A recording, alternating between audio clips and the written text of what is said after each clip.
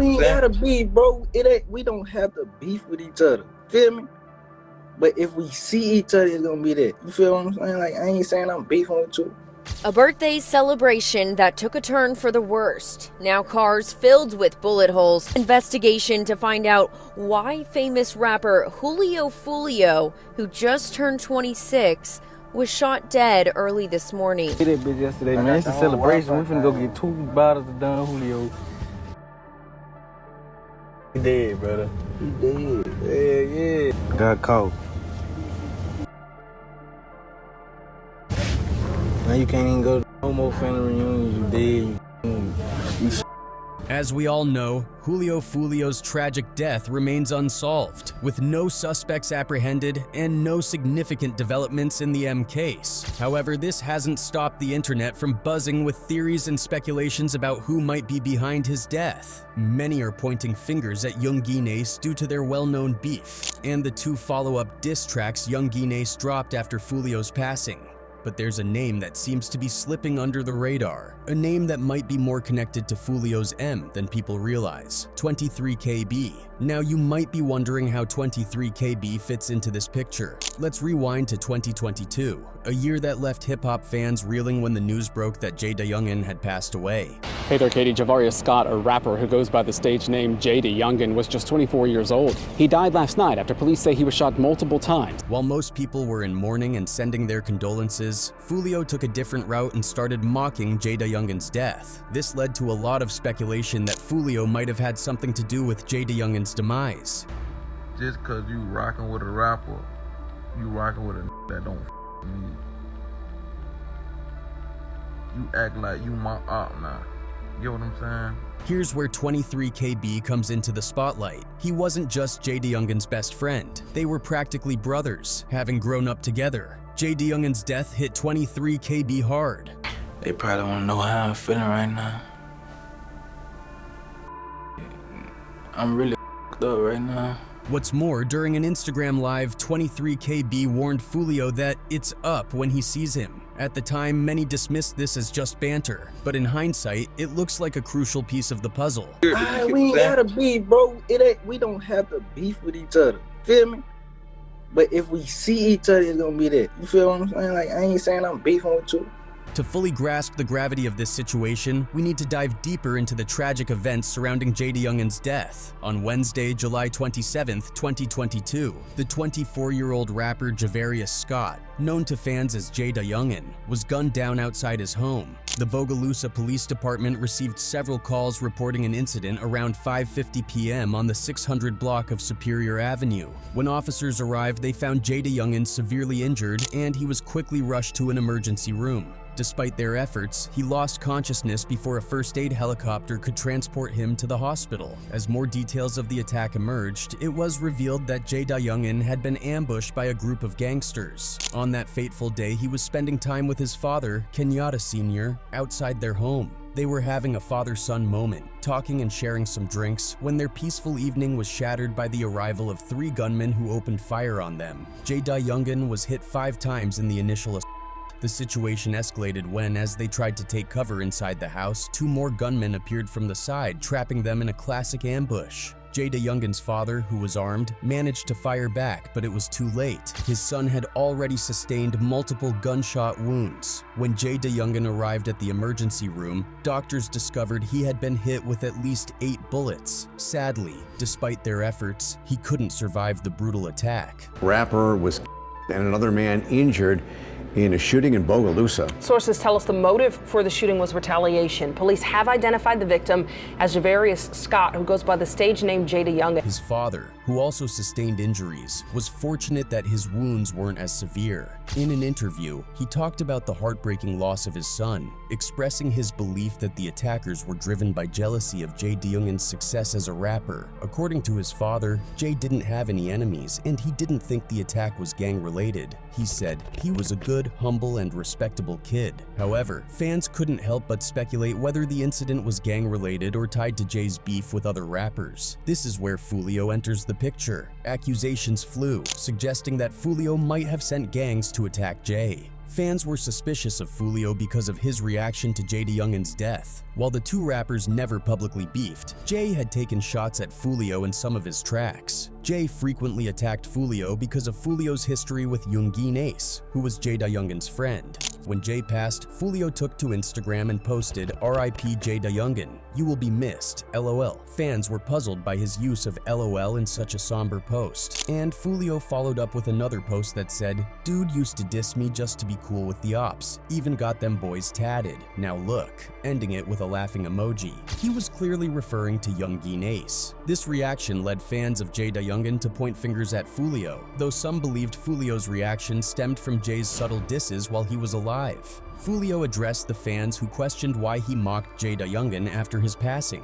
According to Foolio, JayDaYoungan created unnecessary friction by aligning himself with Foolio's enemies, particularly Youngin Ace. Foolio explained, "You from out of town, right? You see what we got going on. So just cause you rockin' with a rapper, you rockin' with a N, that don't F with me, you act like you my op now." He went on to say that JayDaYoungan started disrespecting his deceased friends because of his friendship with Foolio's enemies. "Now you dissing me in songs, saying F my dead homeboys, this and that. How I'ma feel? I'm supposed to sit back, be quiet, don't say nothing. If it was me on the other end, N would have done the same thing." Just cause you rocking with a rapper, you rocking with don't with me. You act like you my op now. You get what I'm saying? Yeah, but I just put to sit back, just, you know what I'm saying, be quiet, don't say nothing. If it was me on the other end, they would have did the same thing, they would have turned up. JayDaYoungan's death sent shockwaves not just through the rap community, but also through his hometown of Bogalusa. The people there were deeply affected by his tragic passing. JayDaYoungan was more than just a rising star, he was a beloved figure in his community. His music had put Bogalusa on the map, and his death left a void that was felt by everyone who knew him or had been touched by his music. As we mentioned earlier, 23KB was deeply hurt by JayDaYoungan's passing. In an interview, you could see the pain and hurt in his eyes as he relived the memories of the two of them and how they met. They probably want to know how I'm feeling right now. I'm really f***ed up right now. Middle school? Yeah. Same grade, same class? Same grade. We all was in the same grade. He vowed to get back at the people who were trolling JayDaYoungan's death. This was the first clue because Foolio was one of those trolls, and he did it publicly too. I don't know how I feel about these keep doing all these trolling. But I just feel like when we gonna get up with them one day. Another clue was when 23KB and Foolio went live together. During their conversation, 23KB plainly told Foolio that when he saw him, it was going to be up, even though he kept saying he didn't have a beef with Foolio. Weird. We ain't got a beef, bro. We don't have to beef with each other. Feel me? But if we see each other, it's gonna be that. You feel what I'm saying? Like, I ain't saying I'm beefing with you. I ain't gonna care. You gonna be scared to hang around my homeboys. Boy, a lot of them gone. Even when Foolio said that 23KB would be scared because of his homeboys, 23KB boldly pointed out that they were all gone, meaning they were all dead. Basically, Foolio had little to no protection. Fast forward to the present day and Foolio was K-worded. Of course, 23KB went live to not only mock him, but he also took a picture in front of the hotel where Foolio was K-worded, holding a machine gun. He even shot a music video there with a song titled 6 Steps. Hit that bitch yesterday, man. It's a celebration. We finna go get 2 bottles of Don Julio. He dead, brother. He dead. Yeah.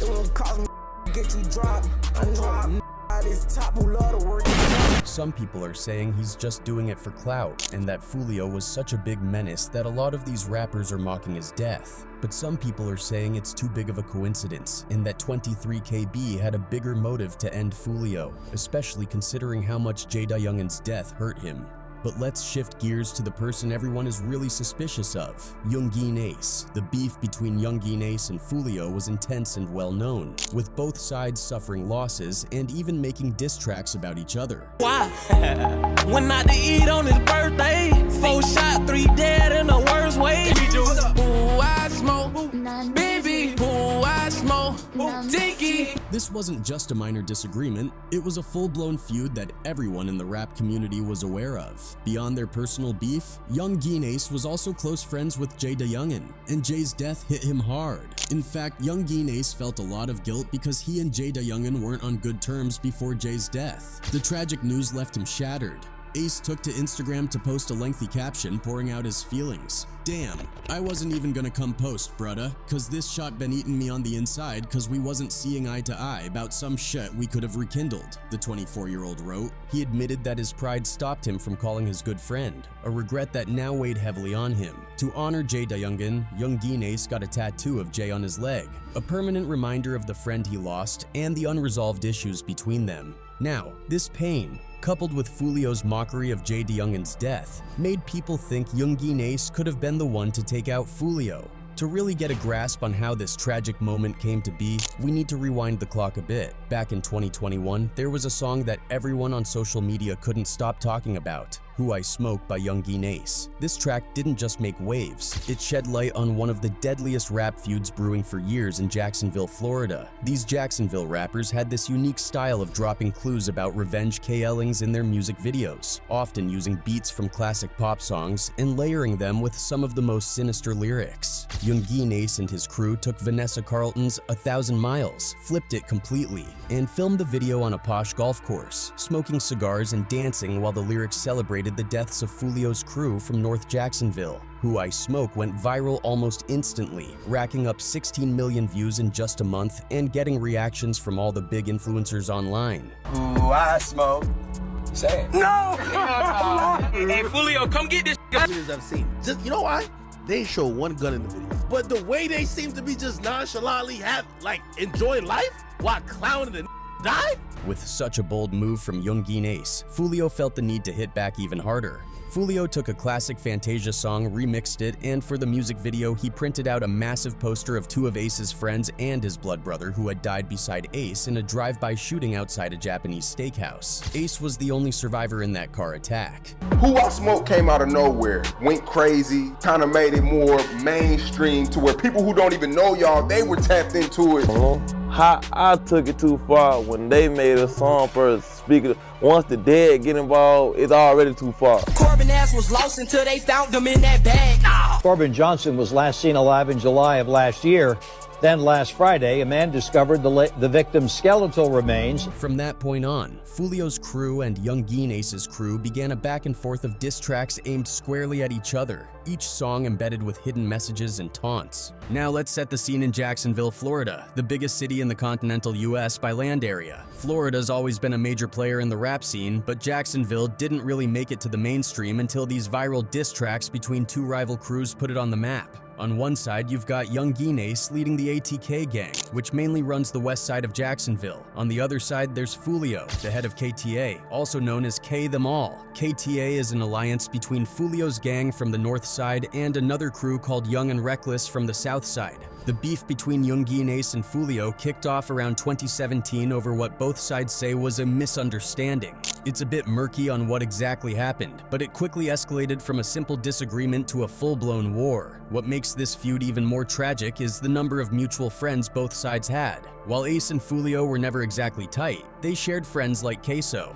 Queso, who is currently locked up with his father on charges for 2 M's, including the K-ing of Foolio's blood brother Bibby, played a significant role in the beef. After Bibby's M, Queso infamously wore Bibby jerseys and took photos like trophies. He even released an album in 2019 with images of his dead rivals on the cover, like a twisted Mount Rushmore of fallen enemies. Jacksonville Police, or JSO, are notorious for not solving cases. In fact, 70% of M's in the city go unsolved. This led to the online catchphrase JSO loves Queso, because Queso blatantly broadcasts his actions on social media. Despite this, all of Queso's songs have millions of views on YouTube. It all came to a head at a block party in South Jacksonville, which was in Y&R territory. A crew led by Y&R Mookie and his right-hand man, Slugga T. Ace and his gang showed up to the party and got into an argument with Y&R's leader, Mookie. Shots were fired and a bullet grazed Mookie. Slug-a-T fired back, but Ace and his crew managed to escape,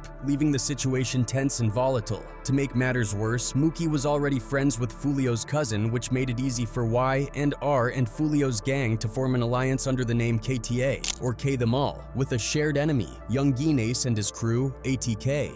The situation in Jacksonville was getting worse, with the M rate climbing year after year. In 2017, JayDaYoungan Ace dropped the song Go to War, which was pretty much an open challenge to anyone opposing ATK. Not long after, Ace's home got shot up, signaling that things were about to get really intense. But the real tipping point came a few months later. One of Ace's friends went out looking for revenge after he got robbed. He knew exactly where the robber was staying, at Foolio's cousin's house on the west side of Jacksonville. Determined to get payback, he snuck into the house by throwing a brick through the sliding door and entering from the back. He started shooting with no mask and no gloves, aiming for the robber, but instead ended up K-wording Foolio's cousin Zion and wounding a 9-year-old girl. This tragic incident marked the real beginning of the war between ATK and KTA. Zion's death was a catalyst that set off a chain of retaliations.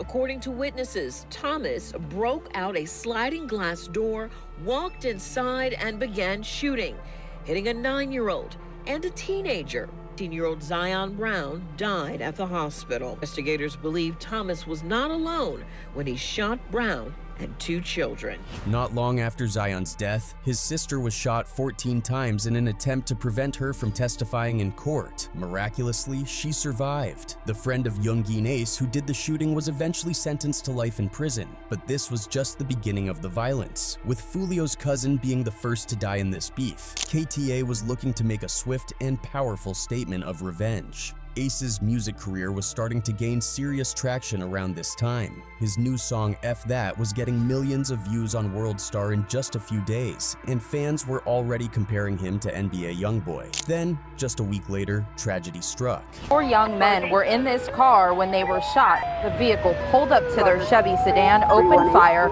then took off, and one is in critical condition at the hospital. It was a Tuesday in June 2018. Ace, his brother, and 2 friends were headed to Wasabi, a Japanese steakhouse, to celebrate his friend's 18th birthday. Everyone was in high spirits, taking photos and enjoying the evening, but they had no idea that they were being watched the whole time. Rivals had found out their location through Ace's Instagram story, where he posted photos outside the steakhouse and even recorded his friends eating inside. Their enemies waited outside, watching them, and then followed them as they left the restaurant and drove along the highway. When they reached a red light, the shooters opened fire on the passenger side of Ace's car, K-wording his 2 best friends and his brother, and leaving Ace in critical condition. It was a quadruple shooting, and the news spread quickly. Foolio got word before anyone else and mistakenly thought Ace was dead. Them boy lost the Fortnite match. Still coming up, man. Cold summer alert, man. 2-3 pack, man. Ace pack, bitch. Of course, JayDaYoungan Ace managed to survive that brutal attack, but it left him devastated, losing his brother and 2 best friends. Stop at a red light. All you heard was that. And when that bitch hit my hand, I dropped my phone. He called by my real name. He's like, Kente, I can't move. Kente, I can't move. Kente, I can't move. Like, just hearing that, I can't move. That shit just f***ed my mind up. Like, that shit all day. Despite the tragedy, the attention he was getting started to boost his career. Even NBA YoungBoy reached out to him via FaceTime to collaborate on a song. This motivated Ace to create his biggest hit ever, Pain, which blew up and now has over 60 million views on YouTube. However, the violence didn't stop. Every time Ace released a new track, his rival, YNR Mookie, would drop a diss track with the same title, turning the feud into a deadly musical back and forth. The situation got so intense that the Jacksonville police had to step in. They created a special unit called the Violence Reduction Strategy Team, dedicated to analyzing music videos from both sides, looking for any clues. The assistant chief even mentioned in an interview that the music wasn't just for entertainment. It was real and deadly serious. In February 2019, things took another tragic turn. Foolio's little brother Bibby became the next target. Bibby was only 16 years old and was coming home from school. just hanging out in his own neighborhood at the Hilltop Apartments on the north side of Jacksonville. He was chilling on a gazebo in the courtyard with a friend, both of them looking at their phones. Suddenly, gunfire erupted. The boys dropped their phones and ran in different directions, desperately trying to find cover. In just 15 seconds, 60 rounds were fired. Bibby was K-worded instantly. A year later, court documents were unsealed, revealing that the police had named K-So as the gunman responsible for Bibby's M. According to the documents, K-So and his crew had been circling the complex for hours, waiting for the right moment. When they finally saw Bibby, they sprang into action, unleashing a barrage of Draco rounds. K-So allegedly walked up to Bibby, who was on the ground trying to shield himself from the gunfire, and executed him at close range before fleeing the scene in a gray Nissan. Adding insult to injury, K-So had a habit of wearing Bibby jerseys and posting photos on his Instagram, celebrating the M as if it were some kind of trophy. This kind of behavior only fueled the hatred and violence between the rival gangs. Fast forward a month after dropping that track, and K-So found himself arrested for a completely different M, alongside his father, who was charged as an accessory after the fact. The story goes that they were avenging a diss by a rival rapper named KTA Lil Buck. Buck had dissed K-So's older brother, who died in a brutal ambush. 2 cars had rolled up on a van full of K-So's relatives, blocking them off and spraying 100 bullets into the vehicle. Lil Buck was more than just a fellow rapper to Foolio. He was a close friend, and his death was a devastating blow. ATK allegedly got the drop on Buck, rolling up on him at 11 in the morning while he was applying for a job. It was a calculated assassination. Afterward, K-So posted on his Insta story bragging, "I K a dude, then get my toes done." Receiving a pedicure with the caption, N-word, then go get my toes done. This wasn't the first hit to happen at a job site. Another rapper, Jump Out, who had beef with Youngin Ace and ATK, was K-worded while waiting in line to apply for a job at an Amazon warehouse. This incident inspired the infamous line in Who I Smoke, where they rap, found out where he was working and clocked him out. The war between these crews had escalated to a point where no one was safe, no matter where they were. Then the hip-hop community was rocked by the tragic news of Foolio's death. It was a harsh wake-up call about the dangers of gang violence. Foolio had survived 4 attempts on his life in the past 4 years, but the 4th one tragically ended his life. He was K-Ed while celebrating his birthday. But who do you think might have taken out Foolio 23KB or Youngin Ace?